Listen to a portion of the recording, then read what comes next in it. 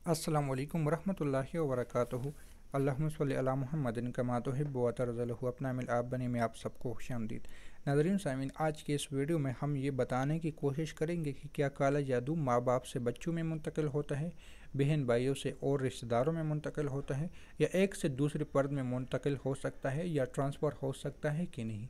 तो जी हाँ, इसके बारे में आज हम इंशाअल्लाह ताला बात करेंगे। लेकिन अगर इस चैनल पर नए हो और अभी तक चैनल को सब्सक्राइब नहीं किया तो सब्सक्राइब करने के साथ आल वाले बटन पर ज़रूर क्लिक किया करें, ताकि आपको आइंदा आने वाली इंफॉर्मेशन वीडियो बआसानी मिल जाया करेगी।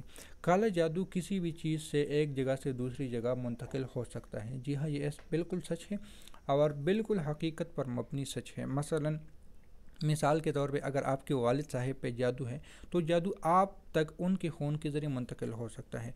दूसरी तरफ आपके वालिद साहब का एक कारोबार है, आपकी वालदा का एक कारोबार है, लेकिन उसके जाने के बाद उस कारोबार को आप संभाल लेते हो, तो लाजिम बात है उसी पे तो जादू है, तो अब तक भी वो मुंतकिल हो गया। इसी तरह आप पे फिर जादू हो चुका है और आप किसी और को देना चाहते हो तो उन तक मुंतकिल हो जाएगा।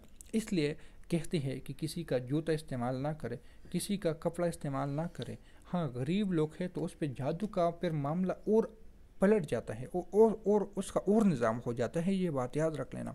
यानी किसी का जूता इस्तेमाल करने से गुरेज करें। ख़ासकर मसाजिद में, बड़े बड़े महाफिल में हम जाते हैं तो वहाँ पे इधर उधर के जूते, या मक्का मुकरमा में, हरम शरीफ में लोग इधर उधर जूते उठा के पहनने शुरू करते थे। तो खुदा ना खास्ता अगर उस पर जादू है और उसने वो पहन लिया तो दूसरे में मुंतकिल हो जाता है। लेकिन अगर यही चीज़ आपको कोई दे दे, यानी आपको खुद दे दे कि भाई ये ले, और आप उसका हकदार हो, आपके पास कपड़े नहीं है और कोई आपको दे कि हाँ ये मैं कर सकता हूँ, तो फिर उस पर जादू अगर होगा भी तो आपका भी टूटेगा और उसका भी टूटेगा। ये बात याद रख लेना। यहाँ पे बात और हो जाएगी। जिस तरह किसी के घर मेहमान आता है तो दोनों के लिए खुशखबरियाँ होती है।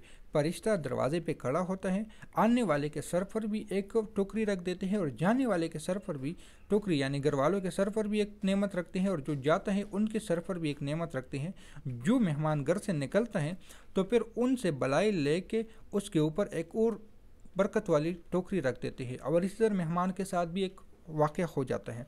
तो यही का यही फिर उसका मुतबादल होगा। यानी हमारे कपड़े हैं, हमने किसी को देने हैं और हम पे जादू है और हमने किसी को दिया, गरीब को दिया जो मुस्तहिक है, जिसके पास पहनने के कपड़े नहीं हैं, तो फिर वहाँ पे जादू खुद ब खुद अल्लाह के निज़ाम की, अल्लाह के जो वादे हैं, जो हमारे निज़ाम आलम में करिश्माती ताकतें हैं, जो हिज़्बुल, जो रूहानी मुक्किलात होते हैं, जो रिजाल गैब होते हैं, वो फिर उसके साथ वो खुद तोड़ कर देते हैं। फिर हमें उसकी तोड़ की ज़रूरत नहीं होती। मैं बात से इधर उधर जा रहा हूँ क्योंकि वहाँ पे जो देने वाला है हमने उसके लिए भलाई की, तो यहाँ पे हमारे ऊपर जादू है तो अल्लाह ने हमारे जादू को भी तोड़ दिया। उस पर जादू नहीं होगा, उस पर जादू का असर नहीं होगा, क्योंकि उसमें एक और निज़ाम अंदर हो जाता है। मैं समझाने की कोशिश कर रहा हूँ जितना कर सकता हूँ। तो यहाँ पे ये चीज़ और होती है। लेकिन किसी के जूते पड़े हैं और आपने ख़ुद उसको जानबूझ के या आपकी गलती से इस्तेमाल किया तो मुंतकिल हो सकते हैं। वो बार और हैं, यानी घर में मिसाल के तौर पर मियाँ बीवी हैं या माँ बाप है, भाई बहन है। अब बीवी का आदत होती है अपने शोहर की जूतों को इस्तेमाल करने की। घर में लाख जूती पड़ी होगी, बीवी ने जाके आखिर में शोहर की जूतों को इस्तेमाल करके बस इस्तेमाल करना है। तो अगर खुदा ना होता उस वक्त शोहर पे जादू चल गया, उसी वक्त शोहर पे जादू था और उसी वक्त में ही बीवी ने शोहर की चप्पल को इस्तेमाल कर दिया, तो बीवी में ट्रांसफ़र हो जाएगा जूतों के ज़रिए।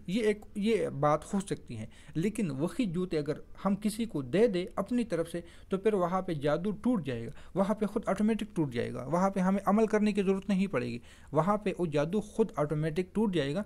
और जो देने वाला है, जिसको हम दे रहे हैं, उस पर भी असर नहीं होगा, हमारे ऊपर से भी असर कट जाएगा। क्योंकि इस निज़ाम में और बहुत सारे लोग हैं जो ज़िम्मेदारी अपना काम निभा रहे हैं, जिसको हम रिजाल गैब कहते हैं, और उनकी फिर ये ड्यूटी है, फरिश्ते हैं, उनकी ये ड्यूटी है। अब जादू क्या अलामत क्या है?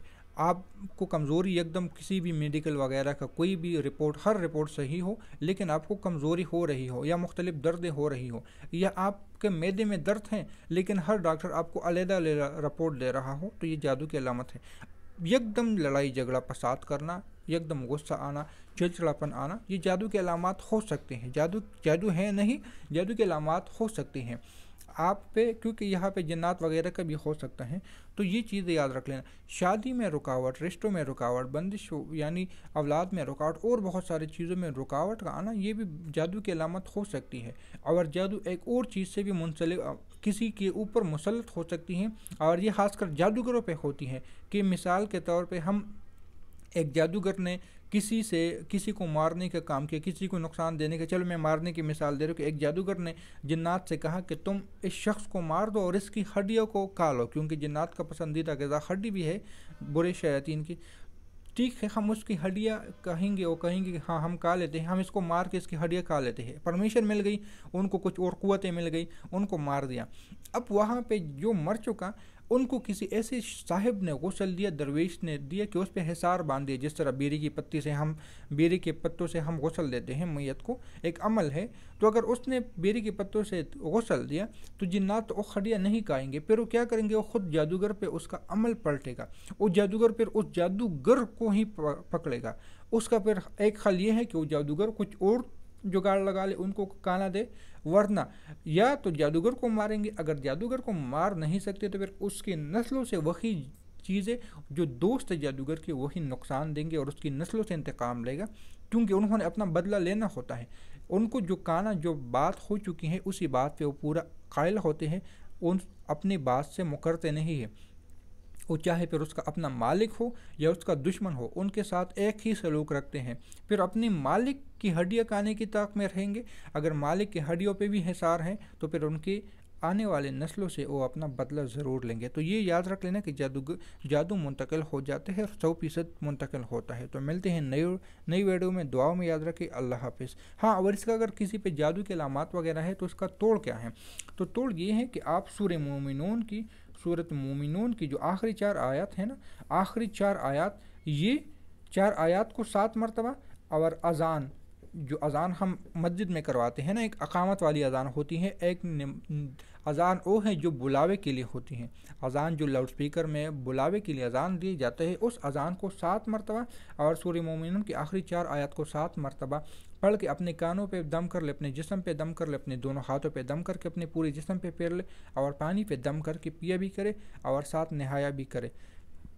اس کے علاوہ آپ بیری کی پتی لیں، اس پہ بھی یہی عمل پڑھ کے آپ دم کر کے اس سے غسل کر سکتے ہیں، لیکن ہاں اس بات کا خاص خیال رکھیں کہ وہ پانی پھر کسی ناپاک جگہ پہ نہ جائے، یعنی کڈر وغیرہ میں نہ جائے، بالکل صاف جگہ پہ وہ پانی آپ ڈال دے تو بہتر ہوگا۔ تو یہ ہے کہ جادو کا انشاءاللہ تعالیٰ اس سے آپ کو بہت سارا فرق محسوس ہوگا۔ ملتے ہیں نئی ویڈیو میں، دعاؤں میں یاد رکھیں۔ اللہ حافظ۔